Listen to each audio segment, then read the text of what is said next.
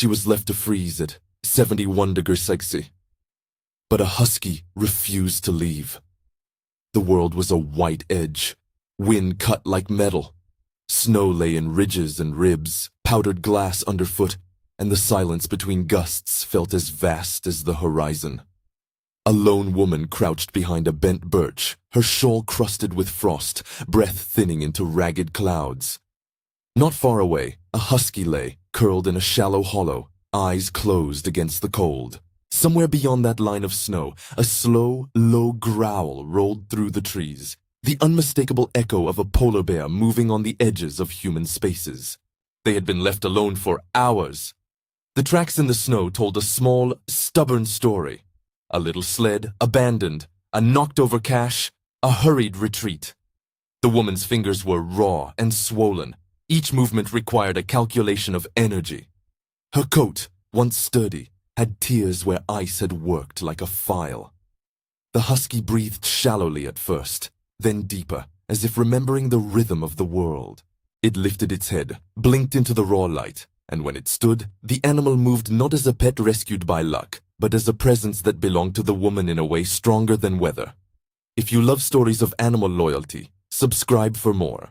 They pushed on toward the cabin that had once been a promise of shelter. A squat, wooden thing half buried in drifts, its roof dusted and its chimney gagged by ice. Close shots of the place showed the small proofs of life. A frayed leash nailed to a beam, a cup stained by tea, a pair of boots turned on their sides. The wind dragged at the door, and every board creaked like old bones. The scent of the trees and the metallic bite of 71 degrees air made each step an ordeal.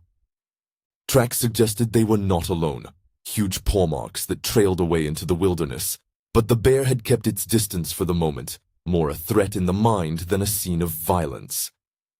They reached the cabin and found it robbed of its certainty.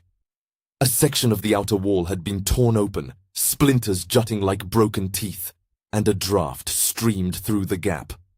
The stove inside had been smothered. Ash lay cold and shattered.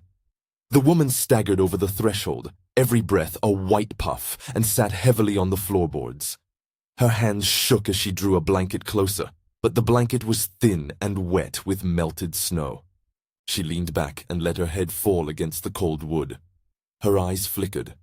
The husky pressed its nose to her wrist and then, with one of those small, inhumanly patient motions animals use when a human will not wake, nudged her cheek. They tried to patch the breach. The woman fumbled with the nails and a fragment of siding, fingers numb, breath a struggle.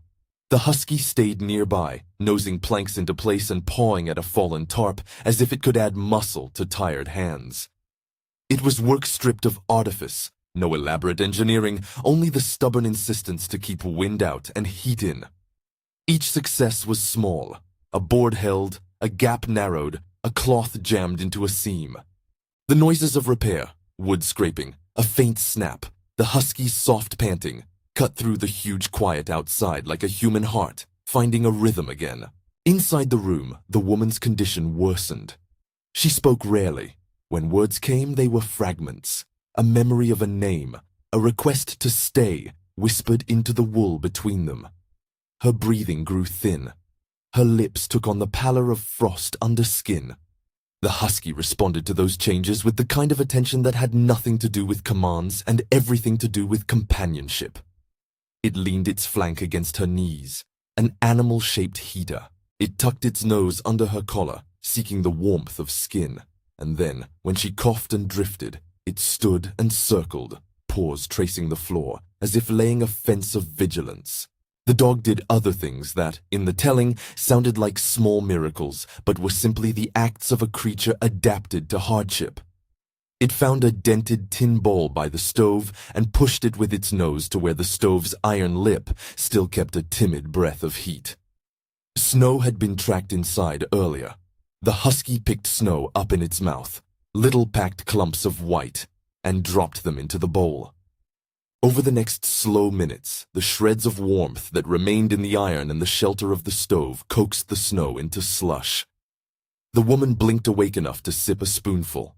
She swallowed, her fingers clenched around the spoon like a promise. Later, the husky dug at the collapsed pantry and brought a wrapped piece of dried meat to her side, setting it down as gently as a hand might place it. These were not bold feats of invention. They were the kind of tireless, repetitive care that buys time. The dog barked sometimes, a short, urgent sound that seemed meant to split the cold and call to any human ear that might be nearby. At one point, it howled once, mournful and raw, and the sound drifted over the plains like a plea. It paced the threshold, head lifted to listen for an answer, ears straining against the hush. Each bark was a small refusal to accept what the storm wanted to make of them. Outside, the polar bear remained a shadowy presence. At dusk, its silhouette moved along the skyline, a hulking question mark that reminded them of how thin the barrier between safety and catastrophe could be. The woman's hands grew colder. She lost the ability to feed herself steadily. She dozed and came back, sinking between breaths.